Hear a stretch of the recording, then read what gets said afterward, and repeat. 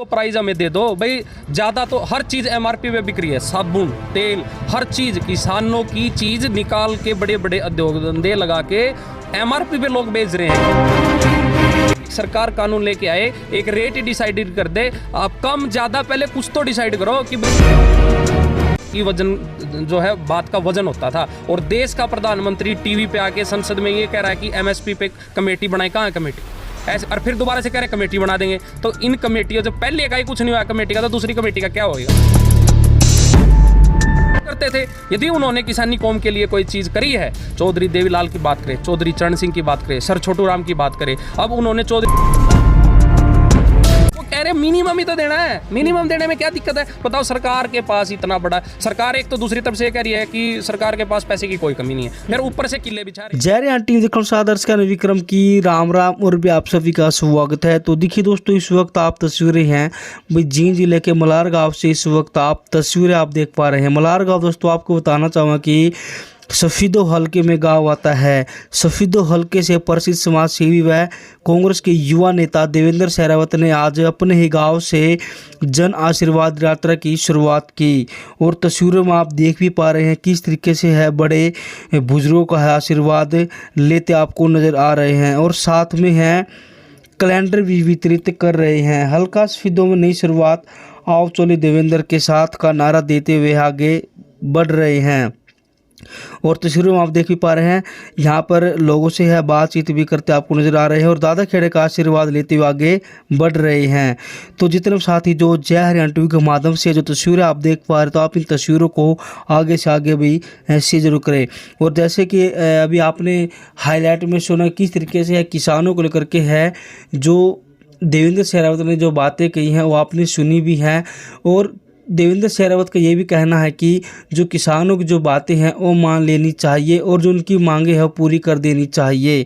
तो फिलहाल तस्वीरों में आप देख सकते हैं हमारे साथ है देवेंद्र सहरावत जी हमारे साथ जुड़ चुके हैं। जानना चाहेंगे कि देवेंद्र सहरावत ने है अपने ही गांव मलार से जन आशीर्वाद यात्रा की शुरुआत अपने गाँव मलार में पहुँचे हैं। क्या कुछ मुख्य उद्देश्य है गाँव मलार में आने का? ये जो पहले से डिसाइडेड था जन आशीर्वाद यात्रा, जो हमने घर घर जाने का संकल्प लिया था, इसमें जो है सफीदों के 72 गाँव में 48,000 फैमिलियों में घर घर जाके आशीर्वाद लेंगे।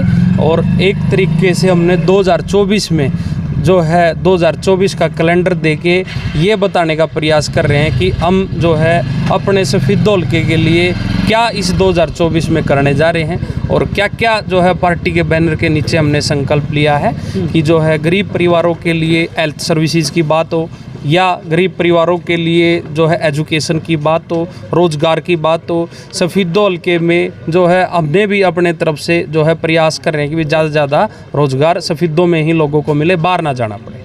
तो सर शुरुआत की बात आपने शुरुआत आपके गांव से क्यों की? देखो जी, सबसे पहला मैं तो सबसे पहले मैं ये मानता हूँ भगवान के बाद माँ बाप के बाद पहला मेरे गांव का है, क्योंकि मैं गांव का बेटा हूँ, गांव का जो है एक तरीके से जो भी नौजवान साथी हैं उनका भाई हूँ। पहली लड़ाई कोई भी अपने घर से स्टार्ट करता है। यदि कोई युद्ध स्तर की बात है तो ये भी मैं ये मानता हूँ एक ये राजनीतिक लड़ाई, जो गाँव जब से मजबूत नहीं होएगा तब तक जो है कोई भी आप जीत हासिल नहीं कर पाओगे। और गाँव का समर्थन, सहयोग और आशीर्वाद जो है माताएं बहनें जो है युवा साथी बुजुर्ग जो है आशीर्वाद देके जो आगे बढ़ने का आशीर्वाद दे रहे हैं, सबसे पहले गांव से शुरुआत होती है। तो हमने आशीर्वाद यात्रा ये अपने गांव से स्टार्ट की है। और किसानों का जो मुद्दा चल रहा है उसके तहत हम कानून का भी पालन कर रहे हैं। धारा 144 लगी हुई है, इंटरनेट बंद है, तो उसी तरीके से पालन करके हम आशीर्वाद यात्रा को आगे बढ़ा रहे हैं। या फिर आप एक या दो ही आपके साथ है सर? हाँ, ये एक तरीके से जब तक धारा 144 रहेगी तो हम एक तरीके से, वैसे भी ये आशीर्वाद यात्रा मैं आशीर्वाद लेना चाहता हूँ अपने बुजुर्गों से, तो एक तरीके से जब शक्ति प्रदर्शन करने की बात आएगी तो जब शक्ति प्रदर्शन भी करेंगे।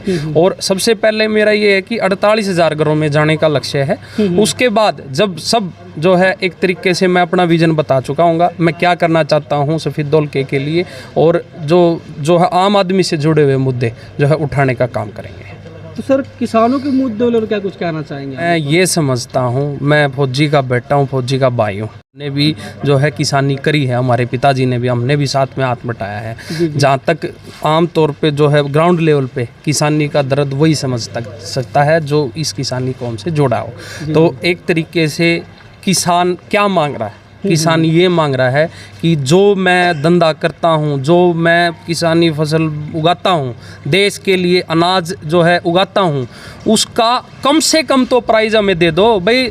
ज़्यादा तो हर चीज़ एमआरपी पे बिक रही है, साबुन, तेल, हर चीज़ किसानों की चीज़ निकाल के बड़े बड़े उद्योग धंधे लगा के एमआरपी पे लोग बेच रहे हैं कि भाई इससे ज़्यादा नहीं बेच सकते, प्राइस तो दो भाई, इससे नीचे हमारी फसल नहीं बिकेगी। एक सरकार कानून लेके आए, एक रेट डिसाइड कर दे। आप कम ज़्यादा पहले कुछ तो डिसाइड करो कि भाई मिनिमम सपोर्ट प्राइस एमएसपी कुछ तो लागू करो, तभी तो आगे जाके किसान। अब एक बात बताओ, किसान एक ऐसा धंधा कर रहा है, ऐसा एक तरीके से खेती को यदि बिजनेस का रूप देते हैं तो किसान वो बिजनेस कर रहा है खुले आसमान के नीचे कि 6 महीने खुले आसमान के, कभी ओलावृष्टि, कभी बारिश ना होने के कारण सूखापन। तो ये चीज़ें खुले में अपना धंधा करना किसान के लिए, और ऊपर से आफत, किसान को ये नहीं पता हो कि मैं जब धान अपनी उगा के जाऊंगा तो मेरे को मरे से मरा एक प्राइस तो डिसाइड करे सरकार। तो जो सरकारों की मांगे हैं, सारी मांगे जायज़ हैं और सरकार को बड़ा दिल दिखाना चाहिए। देश के प्रधानमंत्री को इस चीज़ पे जो है ध्यान देना चाहिए। पीछे भी 750 किसान जो है शहीद हो गए थे, कुर्बानी दी थी जिन्होंने। पहला आंदोलन से ही ये चीज़ सीखनी चाहिए देश के प्रधानमंत्री को कि 750 घरों का चिराग बुझने के बाद उनके घर का कौन है मालिक? भाई जिन 750 घरों में से किसान को उस आंदोलन के लिए जो 3 काले कानून वापस लिए थे और साथ में एक वादा किया था। देखो जी, पहले आदमी की वजन जो है बात का वजन होता था, और देश का प्रधानमंत्री टीवी पे आके संसद में ये कह रहा है कि एमएसपी पे कमेटी बनाए। कहाँ है कमेटी? ऐसे, और फिर दोबारा से कह रहे कमेटी बना देंगे। तो इन कमेटियों, जब पहले का ही कुछ नहीं हुआ कमेटी का, तो दूसरी कमेटी का क्या होगा? तो सरकार को इस पे संज्ञान लेना चाहिए और बहुत मजबूती के साथ जो है, जो किसान अपनी मिनिमम सपोर्ट प्राइस की बात करें उसको मानना चाहिए। किसानों के साथ है, गलत किया जा रहा है। बिल्कुल, एक तरीके से मैं तो ये कह रहा हूँ, जैसे पहले जो किसानी चौधरी चरण सिंह, आप उनको एक सम्मान का पद देने से काम किसानी कौम का भला नहीं हो जाएगा। वो डिजर्व करते थे। यदि उन्होंने किसानी कौम के लिए कोई चीज़ करी है, चौधरी देवीलाल की बात करें, चौधरी चरण सिंह की बात करें, सर छोटू राम की बात करें, अब उन्होंने चौधरी चरण सिंह जी को सम्मान दे दिया, जो है एक तरीके से देश का सबसे बड़ा गौरव होता है। सरकार का इस तौर पे धन्यवाद भी करते हैं जो चौधरी चरण सिंह जी को सम्मानित किया। बट चौधरी देवीलाल जी का कहाँ है? सर छोटू राम का कहाँ है? कितने ऐसे किसान कौम के वो रहे हैं जिनको अभी उनमें छोड़ दिया। तो देखो, आपको कहीं ना कहीं सरकार को अपने गिरेबान में जो है झांकना चाहिए। और किसानी कौम के लिए बड़े बड़े दावे करते हैं कि ये कर दिया, वो कर दिया, पर है कहाँ? ज़मीनी सतह पे कुछ नहीं है जी। जो एमएसपी की मांग है उसको मान के, और बड़ा दिल दिखाना चाहिए देश के प्रधानमंत्री को।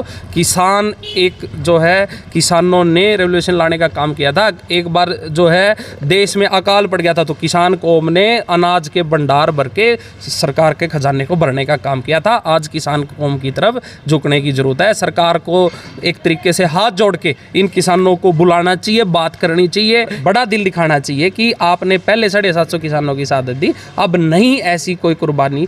देखो जी, किसी को शौक नहीं है सड़क पे सोने का। मैं बता रहा हूँ आपको, सबके घर में बाल बच्चे हैं, कोई जो है सड़क पे खुश नहीं है। आप उनकी मांगे मान लो, वो कह रहे मिनिमम ही तो देना है। मिनिमम देने में क्या दिक्कत है? बताओ, सरकार के पास इतना बड़ा, सरकार एक तो दूसरी तरफ से ये कह रही है कि सरकार के पास पैसे की कोई कमी नहीं है, फिर ऊपर से किले बिछा रहे हैं। तो आपको मिनिमम सपोर्ट प्राइस कम से कम किसानों को देना चाहिए। जी, तो सर लास्ट में क्या कुछ कहना चाहेंगे? जो आज आपने है, आपके गाँव से है, जो यात्रा जो शुरुआत की है, लोगों से आप मिले, तो कैसा आपको लग रहा है और किस तरीके से है लोग आपको प्यार दे रहे हैं? मैं एक तरीके से, ये तो जैसे मेरा गांव ही है, आगे जैसे इस गांव को कंप्लीट करने के बाद मेरे गांव को ये आशीर्वाद यात्रा, जब तक धारा 144 भी हट जाएगी, मैं अपने गांव में, तो क्योंकि मैं यहाँ का बेटा हूँ, दूसरे गांव में जब जाएंगे, हम कोशिश कर रहे हैं कि सरकार जो है माने इस चीज़ को। पार्टी के लेवल पर भी आवाज़ उठा रहे हैं।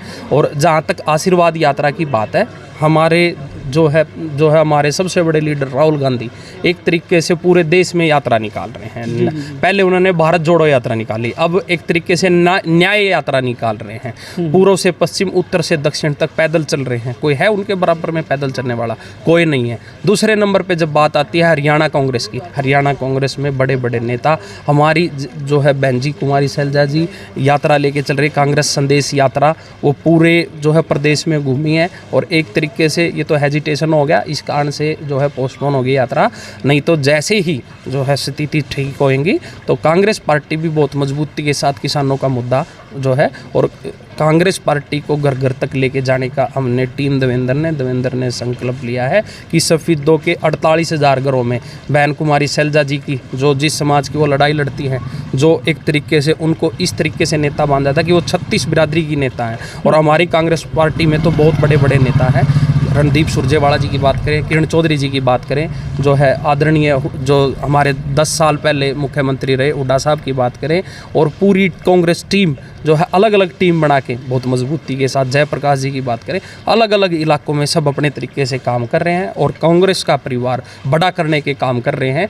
इस बार के जो विधानसभा के चुनाव होंगे उसमें कांग्रेस का आपको एक बहुत अच्छा, एक तरीके से 64 सीट वाली जो कांग्रेस आई थी उससे भी ऊपर जाने का काम मिलकर कांग्रेस पार्टी करने जा रही है। तो क्या फिर जो देवेंद्र शेरावत ने है चुनाव के लिए कमर कस लिया?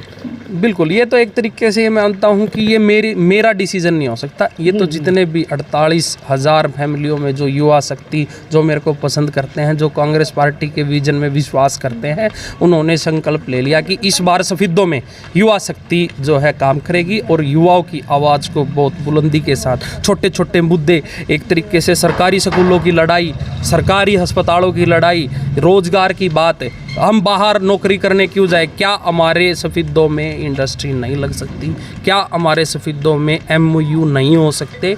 आपको इस पे काम करने की ज़रूरत है। और इस सब चीज़ों की पूरा विजन लेके, पूरा प्लेटफॉर्म बना के, पूरा ब्लूप्रिंट बना के टीम देवेंद्र ने संकल्प लिया है कि इस बार युवा शक्ति सफेदों में परचम लहराना। लोगों से आप लगे रहते हैं, तो आपको राजनीति में आना क्यों समझा?